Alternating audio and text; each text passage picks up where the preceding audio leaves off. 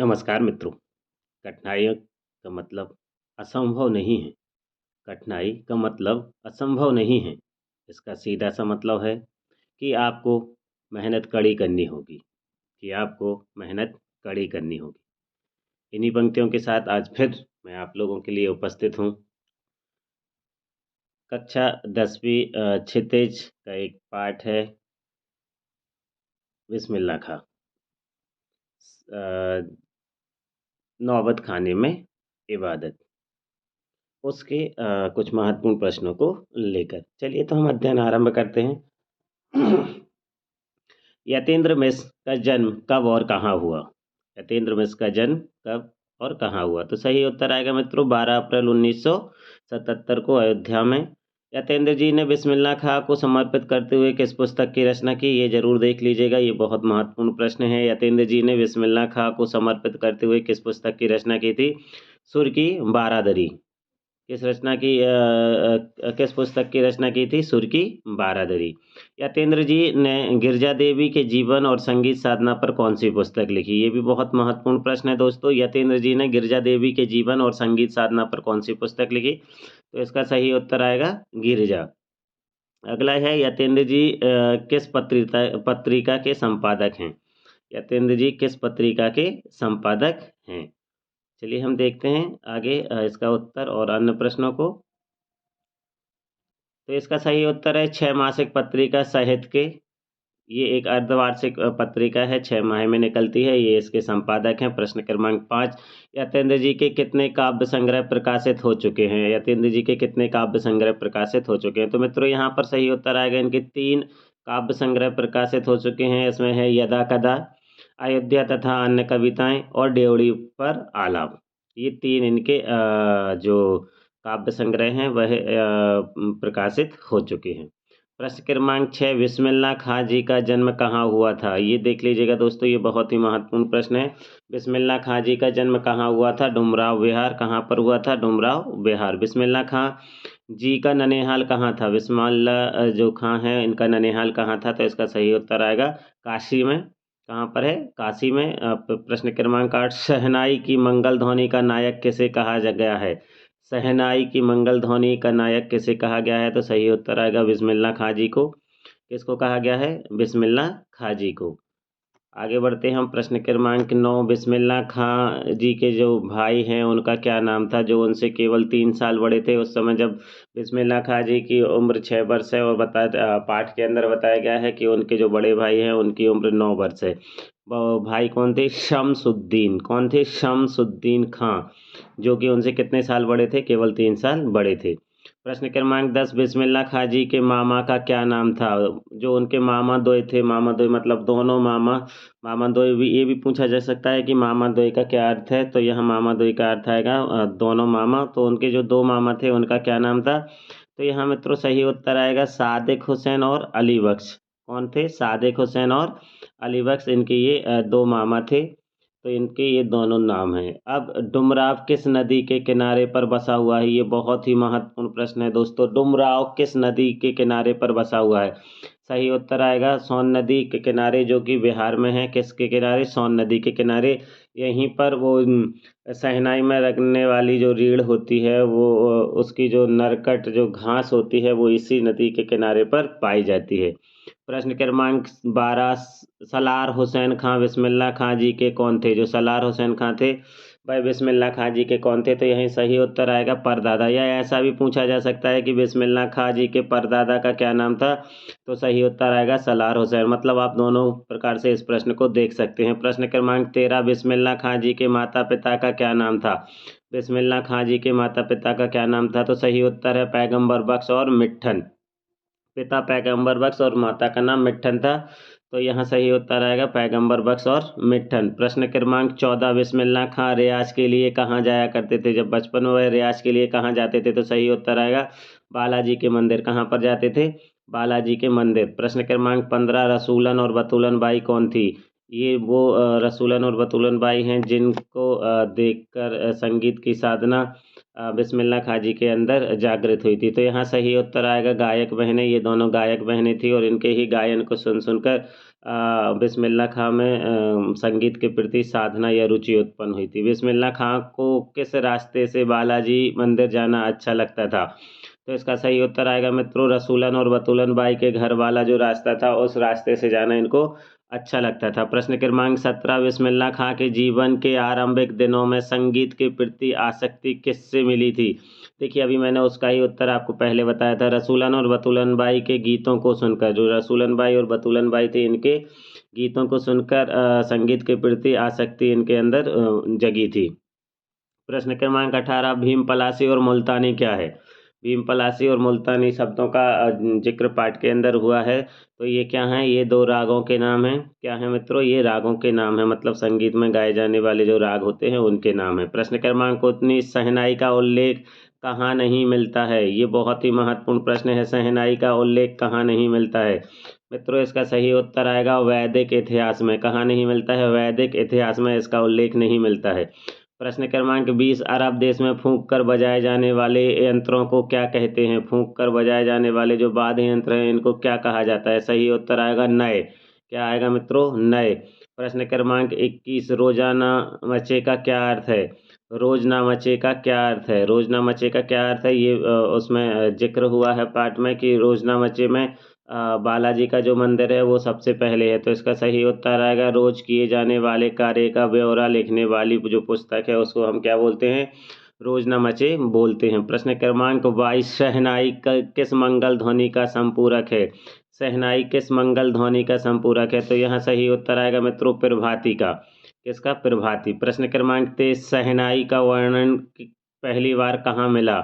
शहनाई का वर्णन पहली बार कहाँ मिला? सही उत्तर आएगा 16वीं शताब्दी के उत्तरार्ध में तानसेन द्वारा रची गई बंदिश कल्पद्रुम में इसका उल्लेख सबसे पहले मिलता है। प्रश्न क्रमांक 24, नागस्वरम कहाँ का मंगल वाद्य है? नागस्वरम कहाँ का मंगल वाद्य है? सही उत्तर आएगा मित्रों दक्षिण भारत का। यह प्रश्न ऐसा भी पूछा जा सकता है, दक्षिण भारत का मंगल वाद्य क्या है? तो सही उत्तर आएगा नागस्वरम। प्रश्न क्रमांक 25, शास्त्रों में काशी किस नाम से प्रसिद्ध है? शास्त्रों में काशी किस नाम से प्रसिद्ध है? मित्रों, यहाँ सही उत्तर आएगा आनंद कानन, मतलब खुशियों का जो जंगल है उस नाम से। किस नाम से प्रसिद्ध है? आनंद कानन के नाम से। बिस्मिल्लाह खां का बचपन का नाम क्या था? बिस्मिल्लाह खां के बचपन का नाम क्या था?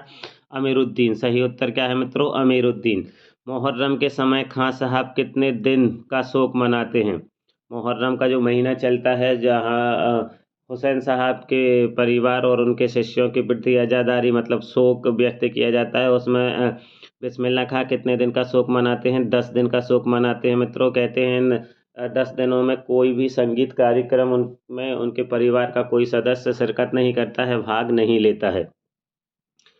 प्रश्न क्रमांक 28, मुहर्रम की माह की कौन सी तारीख खां साहब के लिए खास होती है? तो मित्रों, यहाँ सही उत्तर आएगा 8वीं तारीख। 8वीं तारीख के दिन जो बिस्मिल्लाह खां साहब हैं वह लगभग 8 किलोमीटर पैदल चलते हैं, रोते हुए जाते हैं और नौहा बजाते हुए जाते हैं।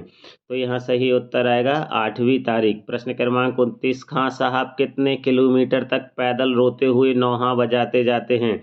कितने किलोमीटर तक मित्रों? 8 किलोमीटर तक। ये ध्यान रखिएगा 8 किलोमीटर तक। ये 8वीं तारीख 10वां दिन याद रखिएगा। ये महत्वपूर्ण प्रश्न है, ये पूछे जा सकते हैं। और एक 8 किलोमीटर, ये प्रश्न महत्वपूर्ण है, इनको ध्यान जरूर रखिएगा। प्रश्न क्रमांक 30, कुलसुम कौन थी?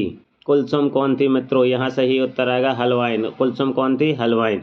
प्रश्न क्रमांक, अब हम आगे बढ़ते हैं 31 की तरफ। प्रश्न क्रमांक 31 क्या कहता है? प्रश्न क्रमांक 31 कहता है खां साहब की पसंदीदा हीरोइन कौन थी? खां साहब की पसंदीदा हीरोइन की कौन थी? हालांकि इसमें दो नाम दिए गए थे, गीतांजलि और सुलोचना, जिसमें सुलोचना उनकी सबसे पसंदीदा हीरोइन थी। सुलोचना की कोई भी फिल्म आते ही मतलब कोई भी नई फिल्म आती थी तो वह उसको देखे बगैर नहीं रहते थे।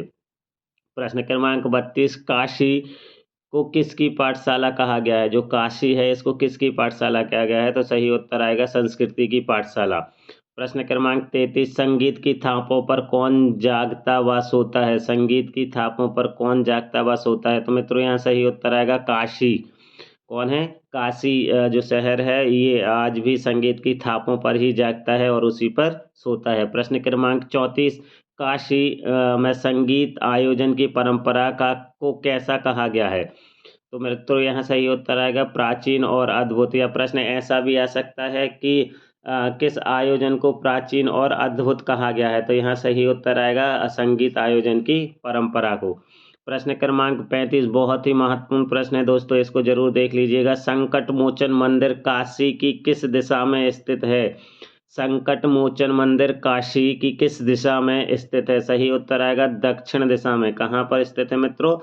दक्षिण दिशा में। प्रश्न क्रमांक 36, बालाजी मंदिर पर शहनाई बजाने पर अमरुद्दीन को कितना मेहनताना मिलता था? ये नोट कर लीजिएगा दोस्तों। बालाजी मंदिर पर शहनाई बजाने पर अमरुद्दीन को कितना मेहनताना मिलता था?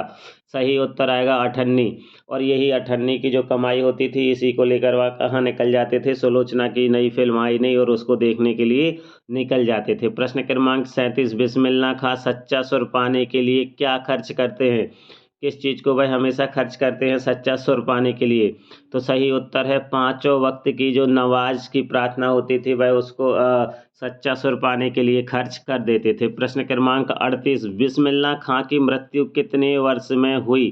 तो देखिए यहाँ पर संगीत साधना जो चली वो 80 वर्ष चली। 80 वर्ष उन्होंने सच्चा सुर मांगा और उनकी उम्र कितनी थी? 90 वर्ष। कितनी थी मित्रों? 90 वर्ष तक वह जीवित रहे।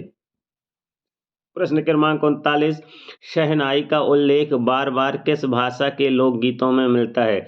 शहनाई का उल्लेख बार बार किस भाषा के लोकगीतों में मिलता है? सही उत्तर आएगा मित्रों अवधी भाषा।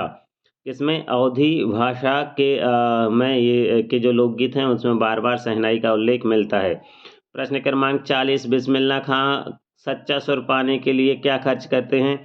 क्षमा चाहता हूँ ये प्रश्न रिपीट हो गया है। वही 5 वक्त की नवाज या प्रार्थना। प्रश्न क्रमांक 41, जनसमूह में कौन सा समास होगा? जनसमूह में कौन सा समास होगा? तो यहाँ सही उत्तर आएगा मित्रों तत्पुरुष। जनता का समूह या जन का समूह ये इसका विग्रह होगा और तत्पुरुष समास होगा। ऐसे प्रश्न भी पाठ से पूछे जा सकते हैं।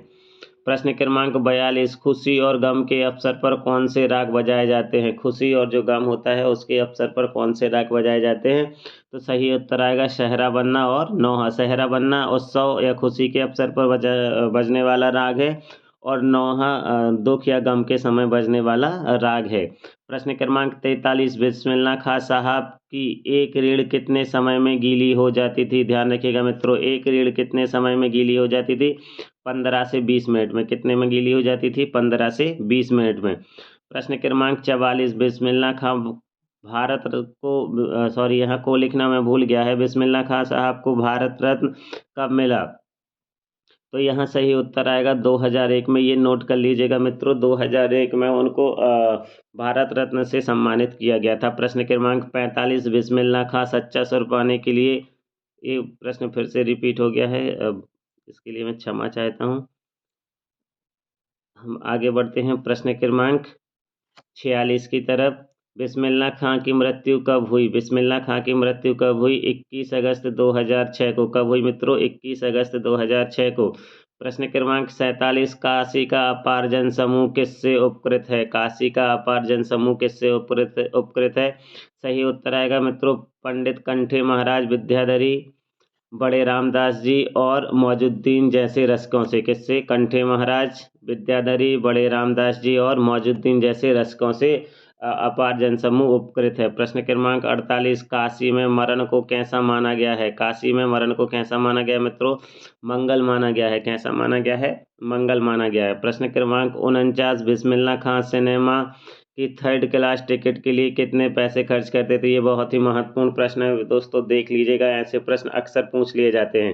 बिस्मिल्लाह खां सिनेमा की 3rd क्लास की टिकट के लिए कितने पैसे खर्च करते थे? सही उत्तर आएगा 6 पैसे। कितने पैसे खर्च करते थे मित्रों? सही उत्तर आएगा 6 पैसे खर्च करते थे। अंतिम प्रश्न, बिस्मिल्लाह खां बचपन में किसकी मीठी वाली शहनाई ढूंढते थे? बिस्मिल्लाह खां बचपन में किसकी मीठी वाली शहनाई ढूंढते थे?